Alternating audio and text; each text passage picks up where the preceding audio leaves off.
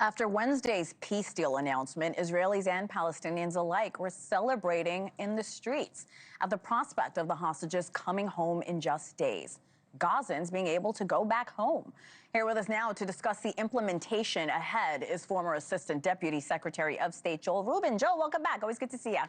You too, Hena. Let's start with how we got here. It's been a months-long process. Talk to me about it.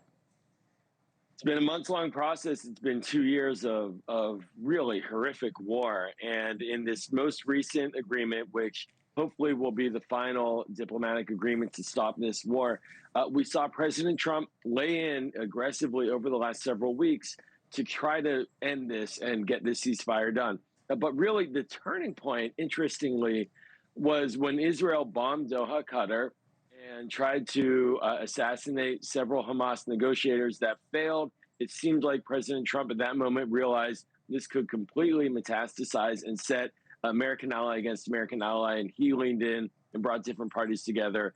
And thankfully, they closed the deal earlier in the week. I mean, we can't forget that infamous picture in the Oval Office where Netanyahu is calling Qatar in front of Trump. So Jared Kushner and U.S. Special Envoy to the Middle East, Steve Witkoff, have been in the region since the peace deal negotiations began. They even went to an Israeli cabinet meeting on Friday. What do you think is happening behind the scenes between U.S. officials and Israeli Prime Minister Benjamin Netanyahu? Well, that cabinet meeting was a remarkable moment. There was a little bit of debate going on between Steve Witkoff and Itamar Ben-Gvir, for example, who's a minister in the government, a very far-right, anti-deal minister. But Benjamin Netanyahu, he has the political support he needs across the board. And I think for Kushner and Witkoff, they understand that the Israeli people overwhelmingly support this deal. And they're going to lean in on Israel to ensure that nothing triggers a response from Israel to any activity by Hamas. But also, this is crucial, is that behind the scenes, we are now watching the American service members get involved. A coordination cell will likely be set up to ensure that all of our allies who are supporting the implementation on the Hamas side, that they're all coordinating as well. So a lot of coordination, keeping people happy. That is what has to happen. I'll just finish with this. We need to continue to stay engaged diplomatically. If we walk away, pull back a little bit, things can go haywire very quickly. Qatar was one of the first Arab countries that played a critical role in this deal. One of our largest military bases is there, and now the Qatari Air Force is building a training base here in Idaho. Joel, how crucial is our alliance with them for peace in the Middle East for years to come? Yeah, that training base actually is part of a long-running training agreement between the United States and Qatar.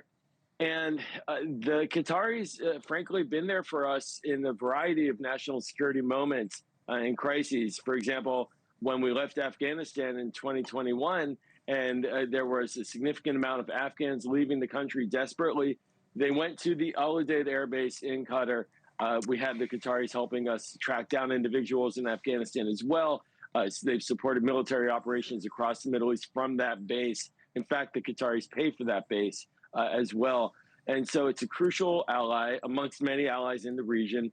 And that's the balancing of the Middle East diplomacy, is how to, even when you have allies who are not necessarily friends, they are still American allies, and how to ensure that we keep those relationships moving in the right enough direction. And I think that that's why we saw the president and his team get very involved very quickly. After the peace deal was announced, you wrote this as a strategic win for America because, quote, and I want to read this for our viewers, this deal reaffirms our indispensable role as the diplomatic broker of last resort. Elaborate on that for me, Joel.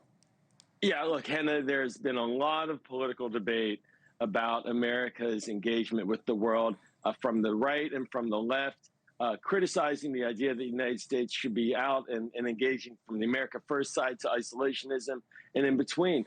I just don't think that that's viable. If we want a safe and prosperous world, it's not viable for the United States to retreat behind our walls.